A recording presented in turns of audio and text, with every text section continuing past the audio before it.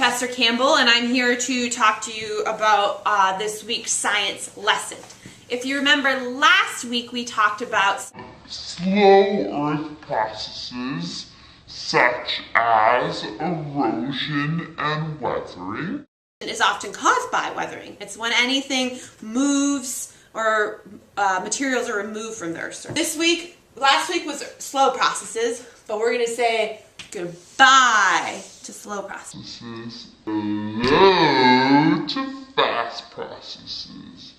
Fast processes are rapidly changing things that are happening on the Earth. So processes that change, that move quickly, and that can happen in a matter of seconds or minutes or even a few hours. So this week we're talking about fast processes. I'm now going to turn it over to my friend, Professor Campbell, to talk to you about landslides.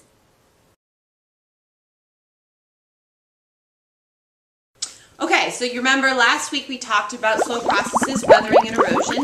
Well, one of the first fast processes we're going to talk about this week actually can be caused by weathering and erosion. Do you have any guesses of what that fast process can be? Felton? No? No. Well, it's landslides.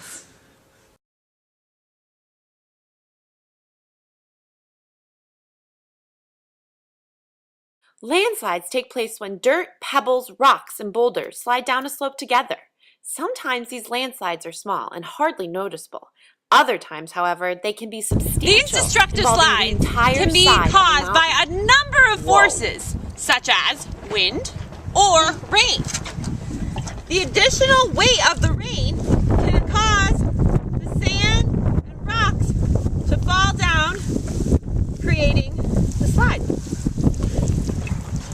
Cool.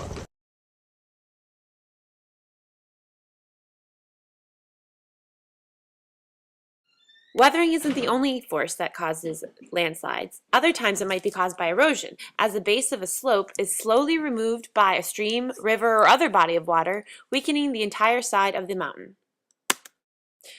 As a slide progresses down a mountain slope, it can pick up tremendous speed and energy. Some slides have been reported to travel at speeds approaching 200 miles per hour. The resulting winds can be so forceful that they're known to strip the leaves right off the falling surrounding material trees. can go Crazy. so fast.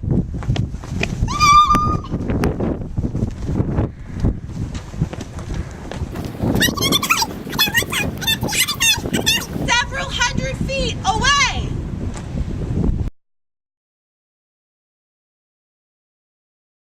Hi, my name's Quinn, and I'm here to tell you about volcanoes. If you don't know what volcanoes are, as I said before, I'll tell you.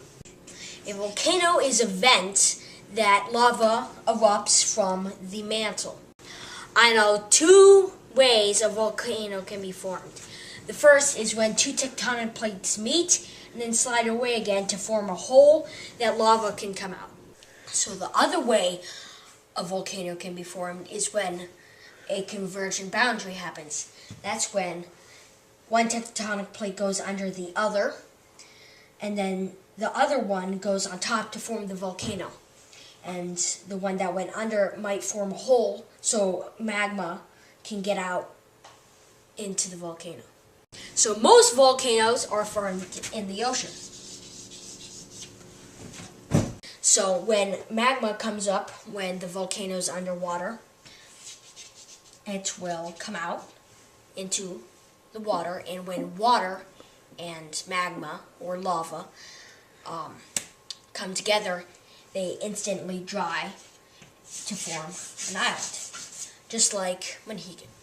Lava is called magma when it's inside the mantle. The magma is made out of mostly water and carbon dioxide, so when there's a crack in the crust or the tectonic plates, it will rise, and then it will be trapped in a magma chamber where a volcano would be. When it builds enough pressure, it will burst through, and we don't need the ocean here anymore. It will burst through and cause lava to flow down the mountains and destroy everything near it.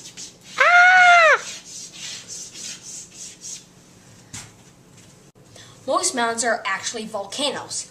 because when a volcano explodes, then, well, some of the dry lava might stay over it and form a mountain and dry over the hole, so lava can't come up anymore.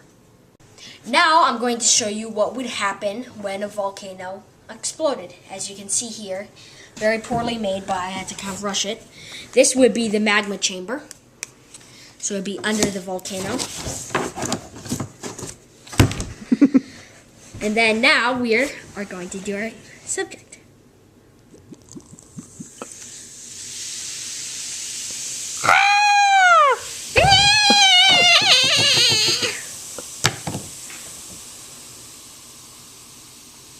Who wants to have a nice fizzy drink? Thank you for watching my video.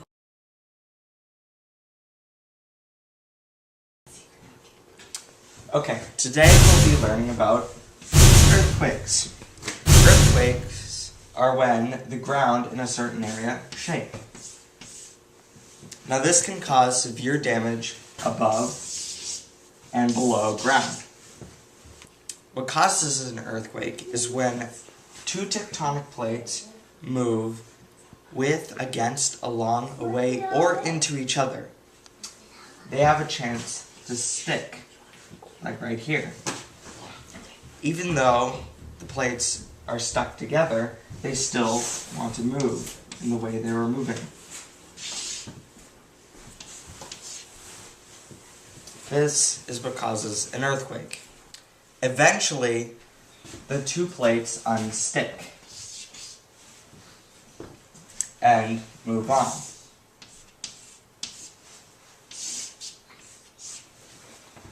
But when they unstick, they release energy from building pressure. This creates a shock wave that shakes the ground. Okay, the earthquake travels from the hypocenter, where the plates catch and release, to the epicenter, where we feel the most of the earthquake. The boundary between the two plates is called the fault line. When an earthquake occurs, the land near the fault line can raise, lower, or split. Earthquakes most often occur near or on these fault lines.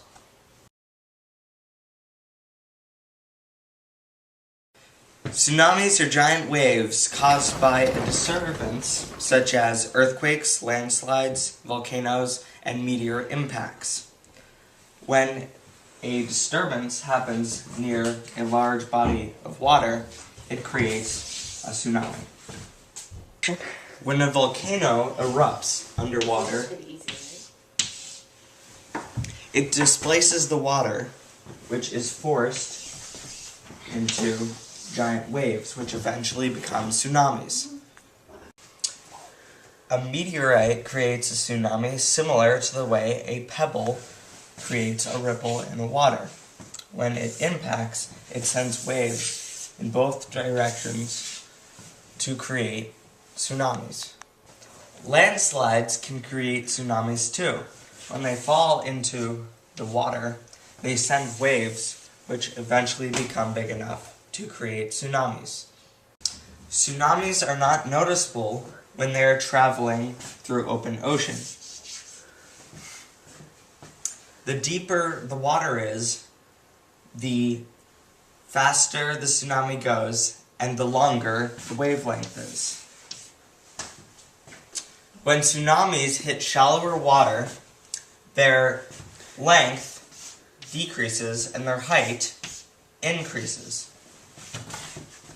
Tsunamis travel hundreds of miles per hour in open ocean, but when they hit shallower pieces of water, their speed decreases to about the speed of a car.